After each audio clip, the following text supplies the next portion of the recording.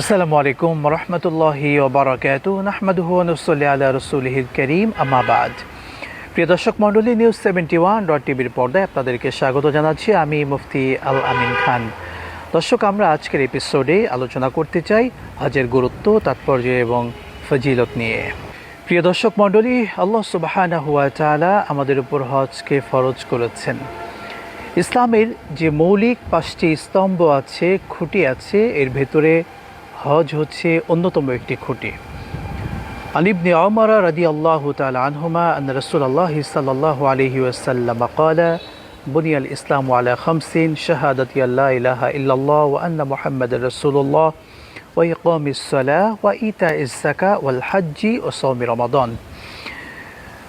নবী করিম সাল্লাল্লাহু আলাইহি ওয়াসাল্লামের এই প্রখ্যাত হাদিস এটি প্রমাণ করে ইসলামের মৌলিক 5টি বিধানের হজ হচ্ছে অন্যতম একটি বিধান। প্রিয় দর্শক, যাদের অর্থনৈতিক সামর্থ্য রয়েছে এবং শারীরিক সক্ষমতা রয়েছে, আল্লাহ তাআলা তাদের উপর হজকে ফরজ করেছেন। রব্বি করিম সূরা আলে ইমরানের ভিতরে অনুরূপভাবে বলছেন 97 নম্বর আয়াতে কারিমা, ওয়ালিল্লাহি আলান নাসি হিজ্জুল বাইতি মান ইসতাতা ইলাইহি সাবিলা। আর আল্লাহ সুবহানাহু ওয়া তাআলার জন্য তার ঘরে জিয়ারত করা, তার ঘরে যাওয়া ওই মানুষদের দায়িত্ব যাদের সামর্থ্য রয়েছে এই ঘরে আসার। প্রিয় দর্শক মণ্ডলী, সামর্থ্য বলতে কি বোঝায়? সামর্থ্য বলতে হজ করার মতো যে খরচ, আমাদের সহজ ভাষায় যদি বলি, বর্তমানে একজন ব্যক্তি হাজী সাহেব বাংলাদেশ থেকে সৌদি আরবে যেতে, হজ করতে এই দীর্ঘ সফরে প্রায় 7 থেকে 8 লক্ষ টাকা লাগবে এবং হজের সফরের সময় তার ফ্যামিলি মেনটেনের জন্য যে টাকাটা দরকার, এমন পরিমাণ টাকা যদি কারো কাছে, তাহলে জীবনে তার উপর একবার হজ ফরজ হয়ে যাবে। দর্শক শ্রোতা, এই জন্য হজ ফরজ হয়ে যাওয়ার সঙ্গে সঙ্গে আমাদের দায়িত্ব হজ পালন করা। কেননা নবী করিম সাল্লাল্লাহু আলাইহি ওয়াসাল্লাম এই হজের মাধ্যমে আমাদের বহু পুরস্কারের কথা রেখেছেন। আমরা যদি সেই হাদিসটি আপনাদেরকে শোনাই, আন আবি হুরায়রা রাদিয়াল্লাহু তাআলা আনহু ক্বালা ক্বালা রাসূলুল্লাহ সাল্লাল্লাহু আলাইহি ওয়াসাল্লাম মান হাজ্জা লিল্লাহ ফালাম ইয়ারফুস ওয়ালাম ইয়াফসুক রাজা কামা ওয়াতুহু উম্মুহু। হযরত আবু হুরায়রা রাদিয়াল্লাহু তাআলা আনহু থেকে বর্ণিত হাদিস।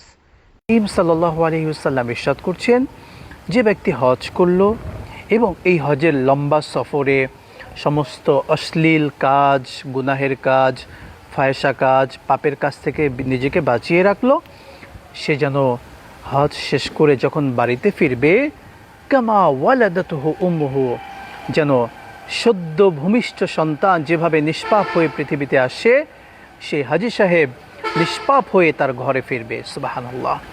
সুতরাং হজ আমার আপনার জীবনের গুনাহকে পরিশুদ্ধ করে দেয়।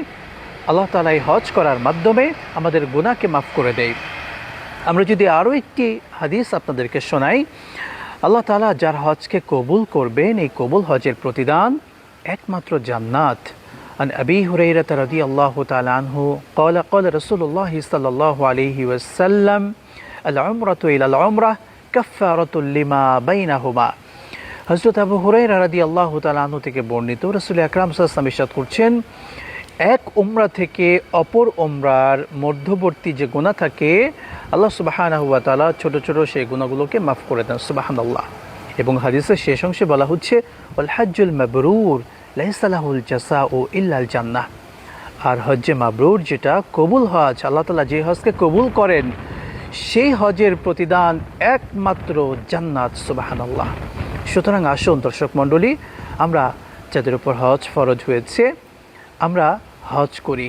এই হজ আপনাকে জান্নাতি বানাবে, এই হজ আপনার জীবনের গুনাহকে মিটিয়ে ফেলবে, এই হজ আপনাকে হজের যে ঐতিহাসিক জায়গাগুলো আছে সেই জায়গাগুলোতে নামাজ আদায়ের, সেই জায়গাগুলোর ফজিলত অর্জনের তৌফিক আপনাকে দেবে। রব্বি করিম আল্লাহ সুবহানাহু ওয়া তাআলা আমাদের সকলকে মৃত্যুর পূর্বে একবারের জন্য হলেও হজ ওমরা আদায়ের তৌফিক দান করুন। আল্লাহুম্মা আমিন। আসসালামু আলাইকুম ওয়া রাহমাতুল্লাহি ওয়া বারাকাতুহু।